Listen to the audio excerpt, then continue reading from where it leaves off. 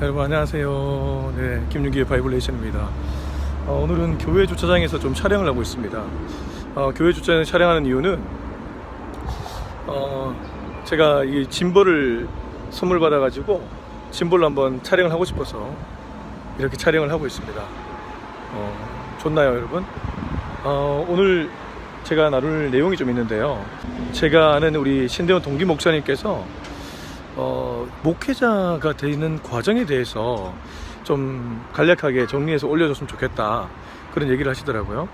그래서 제가 오늘 목회자가 어떤 과정을 거쳐서 되는지, 목사는 어떤 과정을 거쳐야지 목사가 되는지에 대한 영상을 찍어서 올리도록 하겠습니다. 여러분 기대해 주세요. 여러분, 목사는 어떻게 될까요? 저도 목사인데 목사는 어떻게 될까요? 갑자기 뭐 산에서, 시내산에서, 떨기나무에서 주님의 직통 계시를 받아가지고 네가 목사가 되어야 된다, 뭐 이런 계시를 받고 될까요? 당연히 아니죠. 예, 그렇게 되는 것은 좋지 않습니다, 여러분. 그렇게 갑자기 되는 것은 뭐 또 이것도 어떤 사람은 너무 머리에 먹물이 많이 들어갔다, 은혜로 목회를 해야 되는데 너무 그 지식적이다 라고 말하는 분들이 또 있을지도 모르겠지만, 여러분 그렇지 않습니다. 정말 좋은 목사가 되려면 그만큼의 과정을 거쳐야 됩니다. 여러분, 의사가 나는 뭐 손에 재주가 너무 좋아서 그냥 메스를 대면 사람을 뭐 낫게 할 수 있다, 그런 의사 없죠. 신체 구조를 정확하게 알아야 되고, 그리고 또 메스를 댈 땐 또 어떻게 해야 되고, 또 장기를 만질 때는 어떻게 만져야 되고, 뭐 여러 과정이 있잖아요. 그런 것처럼 목사도 과정을 거쳐야 되겠죠. 그 정통 과정을 거치고 목사가 되는 것이 가장 좋은 방법입니다. 자, 그러면 목사는 어떻게 되는가? 일단 우리나라에만 여러 가지 교단들이 있습니다. 제가 소속되어 있는 장로교, 근데 장로교도 또 분파가 나눠져 있죠. 제가 소속된 합동교단, 장로교 안에서 통합교단, 그 외에도 뭐 합신, 또 백석, 보신, 다양한 교단이 있어요. 그 교단마다 특색이 조금씩 다 다릅니다. 또 장로교만이 아니고 침례, 성결, 감리, 순복음, 뭐 다양한 교단들이 있습니다. 그런데 중요한 것은 그 교단들마다 대표하는 신학대학원이 있습니다. 제가 소속된 대한예수교 장로의 합동교단에는 저기 사당동에 총신대학교, 거기는 학부고, 또 양지, 용인 양지에 가면 총신대 신학대학원이 있습니다. 신학대학원은 3년 과정에 마스터 오브 디비니티, 그걸 MDB라고 하는데, 그 마스터 오브 디비니티 학위 과정을 거쳐야지만 목사 고시를 칠 자격이 주어집니다. 통합 측은, 대한예수교 장로의 통합 측은 광진구 광나루에 가면 장신대학교 신학대학원이 있습니다. 거기도 3년 과정이에요. 그거를 거쳐야지 목사 고시를 칠 자격이 주어집니다. 감리교는 감리교 신학대학원, 협성대학교 신학대학원, 또 성결은 서울신대 신학대학원, 또 성결대 신학대학원, 그리고 침례는 침례신학대학교 신학대학원, 또 순복음은 한세대학교 신학대학원. 그 외에도 우리가 말하는 모든 교단에 다 신학대학원이 있습니다. 거의 모두가 3년 과정입니다. 이 3년 과정을 거치고 각 교단에서 치는 목사고시를 쳐서 합격을 해야지만 목사가 될 수 있습니다. 근데 이 목사가 되는 과정이 신학대학원을 졸업한 후에 조금씩 교단마다 다릅니다. 제가 소속된 우리 합동교단은 신학대학원을 졸업한 그해, 예를 들어 2월에 졸업을 했어요. 그해 6월에 강도사고시를 칩니다. 강도사고시를 합격하면 그 다음에 목사고시를 또 쳐요. 목사고시에 합격하면 목사 안수를 받습니다. 물론 시무하고 있는 또 교회가 있어야 돼요. 그 외에 통합 측은 강도사라는 그런 직함이 없어요. 별개로 얘기 드리는데, 합동교단에서 말하는 강도사는 뭐 물건을 빼앗는 강도를 당연히 얘기하지 않겠죠. 주님의 도를 가르친다 해서 강도입니다. 그 강도사 고시에 합격하면 강도사가 되고, 그 다음에 목사 고시를 쳐서 목사가 됩니다. 통합 측은 강도사가 없습니다. 그래서 전도사 생활을 지난 후에 목사 고시에 쳐서 또 목사 고시에 합격하면 목사가 됩니다.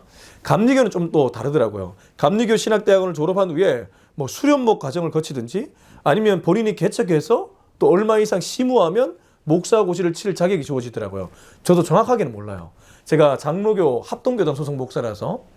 아무튼 중요한 것은 모든 교단마다 신학대학원이, 대표하는 신학대학원이 있는데, 그 신학대학원을 졸업하고 또 그 교단에서 말하는 그 목사고시를 칠 자격을 다 갖춘 후에 목사고시에 합격한 후에 목사 안수를 받게 됩니다. 이것이 가장 간략하게 설명할 수 있는 목사가 되는 과정입니다. 그러면 여러분에게 이런 또 질문이 생길 것입니다. 아니 그런 과정을 다 거쳤는데 아니 목사님들 중에 좀 이상한 분들이 있더라. 예, 그럴 수 있습니다. 여러분 이제 이런 제가 말한 이런 대표적인 교단들 말고 아주 작은 군소 교단들이 있어요. 제가 그 군소 교단을 무시하는 게 아니고 간혹은 그 군소 교단에서 정말 한 달 만에 목사 안수를 주는 경우도 있더라고요. 한 달 막 그냥 공부하고 저는 부탁드리건데 되도록이면 그런 과정을 밟지 마십시오. 여러분 목사는 나름대로 성직임에 동시에 전문직입니다. 여기서 전문직이란 말은 교사가 학생들을 가르칠 때 충분히 공부하고 아이들을 가르쳐야 되는 것처럼 의사가 충분히 공부하고 사람의 몸에 메스를 대야 되는 것처럼 목사도 말씀을 공부하고 신학을 공부하고 충분한 과정을 거친 후에 목사고시를 보고 안수를 받고 또 앞에서 영적 지도자로 서는 게 맞다. 저는 그렇게 봅니다. 저만이 아니라 대부분의 사람이 그렇게 봅니다. 그런데 간혹 믿습니다. 직통계시. 모세도 시내산에서 떨기나무 아래서 주님을 만났지 않습니까? 나도 그렇게 될 수 있습니다. 라고 말하는 분들이 간혹 있어요. 예, 무시하진 않겠습니다.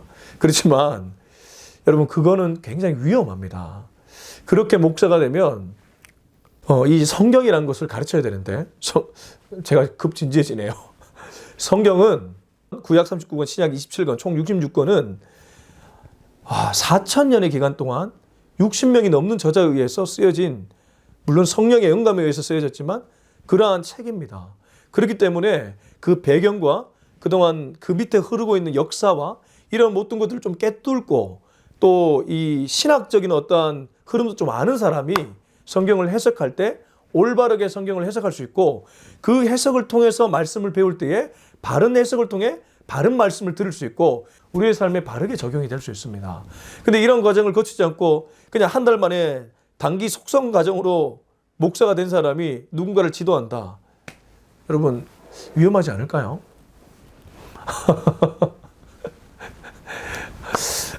그래서 여러분 목사는 충분한 이러한 과정을 거친 사람이 되는 것이 맞다. 이렇게 말할 수 있을 것 같고 그리고 신학대학원은 그러면 누가 들어가냐? 어떤 사람이 들어가냐? 자격이 무엇인가?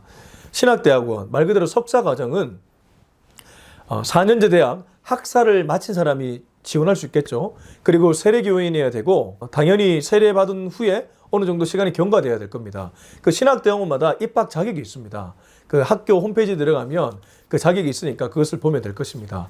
자, 여기까지는 아주 제도적으로 목사가 되는 과정이죠. 그런데 이런 제도적 과정 말고 목사는 이런 것도 필요합니다. 목사라고 할 때 그 목사라는 이 사회의 인식이 있지 않습니까? 종교인이잖아요. 그리고 거룩할 성자를 써서 성직자잖아요. 물론 모든 직업이 다 성직이라고 말할 수도 있는데 만약에 조금 구별되어 설명한다면 그렇기 때문에 내가 정말 목사로 부름받은 것이 맞는가 아니면 아닌가를 좀 스스로 점검해보는 시간이 필요해요. 근데 이때 개인의 주관적인 확신도 필요하겠지만 소명을 확인할 때는 자기가 진짜 목사로 부름받은 그 소명을 확인할 때는 내적인 어떠한 확신도 필요하지만 외적인 확신도 좀 필요합니다. 이게 무슨 말이냐면 다른 사람에게 더러 자주 이런 얘기를 들어요. 너는 목사를 하는 것이 좋을 것 같다. 혹은 너는 참 가르침의 은사가 있고 뭔가 영적인 그런 게 있다. 너는 목회를 하면 되게 잘할 것 같다. 이러한 얘기를 자꾸 들으면 그 사람은 심각하게 하나님이 나를 목사로 부른 것이 아닌가 한번 생각해 볼 필요가 있겠죠. 그리고 남의 얘기를 들어야 될 부분도 있겠지만 또 스스로 하나님께 기도하면서 하나님께 내가 정말 목사로 부름받은 것이 맞는가 그런 확인하는 그런 절차도 필요할 것입니다. 그러면 당신은 그렇게 목사로서 어떠한 내적인 확신을 하게 되겠는가? 저도 저희 어머니를 모시고 경남 양산에 가면 감림산 기도원이라고 있는데 나름 3일 금식하면서 기도를 하고 거기서는 응답받지 못하고 당시에 청년부 회장으로 있었던 교회에서 모교회인데 그 교회에서 특별 새벽 기도회를 할 때 그 특세 때 40일 특세를 했던 것 같아요. 그 특세 때 며칠인지 정확하게 기억은 안 나는데 새벽 기도 이제 말씀이 끝나고 앞에 강대상에서 무릎 꿇고 기도하다가 하나님의 말씀을 받았어요. 그건 좀 자세한 과정이라 제가 여기서 다 다룰 수는 없지만 좀 거기서 저는 하나님이 나를 목사로 부르구나 나름 내적 확신이 들었고, 그리고 외부에서도 또 특심이 열심이다 막 그런 말 쓰잖아요. 참 하나님이 이래 열정적이다. 목회를 해도 괜찮을 것 같다. 이런 얘기도 들었습니다. 그래서 저는 총신대학교 신학대학원 입학시험을 쳤고 합격하고 3년 과정을 거치고 또 강사고시 합격하고 목사고시 합격한 후에 지금 이렇게 목사가 되었습니다. 대한예수교 장로회 합동교단에. 물론 목사가 된 후에도 끊임없이 말씀 연구를 해야 되고 신학책을 또 공부하고 세상의 서적도 공부해야 됩니다. 사람 공부도 해야 되고요. 아무튼 오늘 이렇게 목사가 되는 과정에 대해서 아주 짧게 좀 두서없었지만 말씀드렸습니다. 여러분, 중요한 것은 목사가 되는 것이 누구나 될 수 있지만 또 아무나 되는 것은 아니다.